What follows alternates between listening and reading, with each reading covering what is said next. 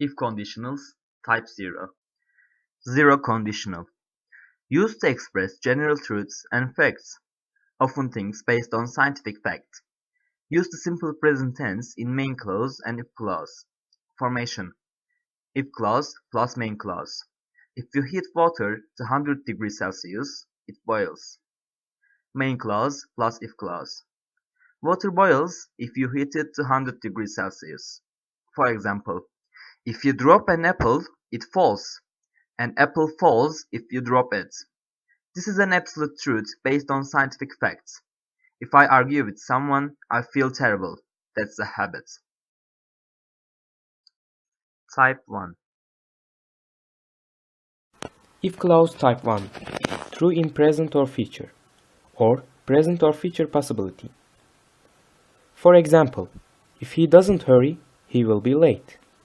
If clause, if he doesn't hurry. Main clause, he will be late. If clause, simple present tense. Main clause, will, can, may, might, could, must, have to, should, had better, ought to, imperative. Some examples. If we go by train, it will be cheaper. If he doesn't hurry, he will be late. If the weather is rainy, we will stay at home. Who will you invite if you give a party? You should press the alarm button if there is a fire. You can go out if you don't have to study. Structures that using with type 1. Will, can, may, permission, may, might, could, possibility, must, have to, obligation, should, had better, ought to, advice, imperative, command. If clause type 2. Unreal past condition. It is theoretically possible to fulfill a condition which is given in the if clause. I am ill now, so I won't come with you. If I weren't ill, I would come with you. They live in Izmir, so we can't see each other very often. If they didn't live in Izmir, we could see each other very often. She can't buy that car because she doesn't have enough money. She could buy that car if she had enough money. Form. If clause, simple past. Main clause, would plus infinitive, or could plus infinitive, or might plus infinitive. Let's look at how we use main clause. Would. If they had more money, they would buy a new house. Could. If I were younger than you, I could faster. Might. If the prices weren't very high, we might buy a car. And now look at how we use if clause. Simple past. If I lived near my office, I would be in time for work. If I were you, I wouldn't go there. Past continuous. If he weren't working now, he would come to our party. If the baby weren't sleeping, I would go out. If clause type 3. Past unreal conditional. It's impossible to fulfill a condition which is given in the if clause. Structure. If clause, past perfect. Main clause, would have past participle, or could have past participle, or might have past participle. Some examples. If I had studied, I would have passed the exams. If I had studied, I could have passed the exams. If I had studied, I might have passed the exams. Wish and if only. Wish and if only are both used to talk about regrets or things that we would like to change either about the past or the present. Talking about the present. If only I didn't have so much homework, I could go to the concert tonight. She has a lot of homework and she can't go to the concert. I wish you didn't live so far away. I wish I knew what to do. When we talk about present regrets, wish and if only are followed by past simple tense. The past tense emphasizes that we are talking about something unreal. Talking about the past.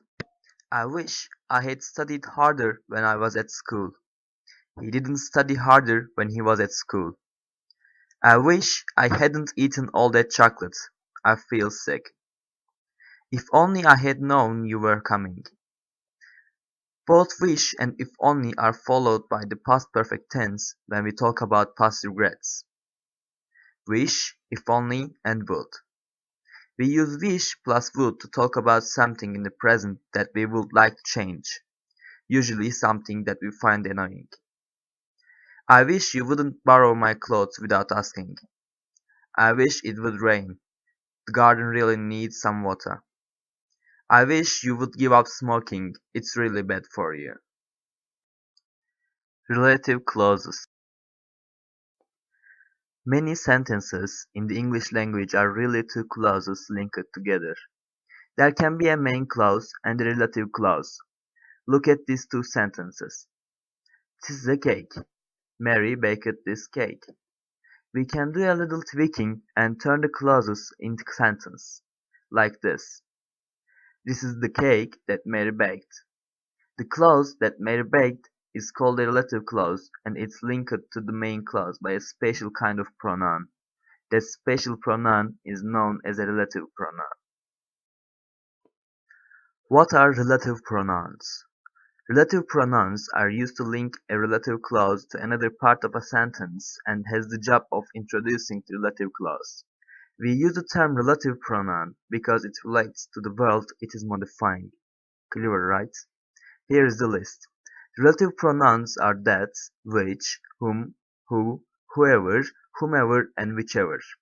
One aspect of grammar that seems to cause a lot of confusion is when to use who and when to use whom. Let's clear that up right now. Use relative pronouns who and whoever if you are referring to the subject of the sentence. Use whom and whomever if you are referring to the objects of a verb of proposition. Relative clauses, non-defining relative clauses. Relative clauses add extra information to a sentence by defining a noun. They are usually divided into two types, defining relative clauses and non-defining relative clauses. Non-defining relative clauses. Look at this sentence. My grandfather, who is 87, goes swimming every day. Who is 87 is a non-defining relative clause. It adds extra information to the sentence. If we take the clause out of the sentence still has the same meaning. Look at some more examples. The film, which stars Tom Carter, is released on Friday. My eldest son, whose work takes him all over the world, is in Hong Kong at the moment. The car, which can reach speeds of over 300 km per hour, costs over $500,000.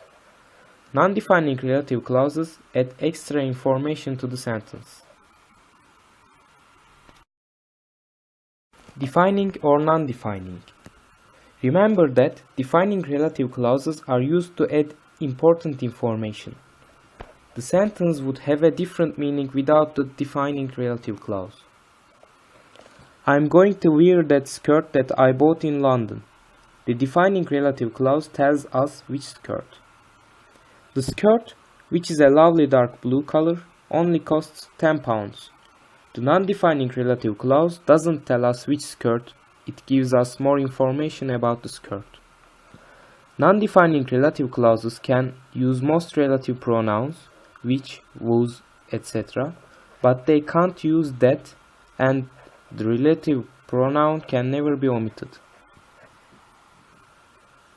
Non-defining relative clauses are more often used in written English than in spoken English. You can tell that a clause is non-defining because it's separated by commas at each end of the clause.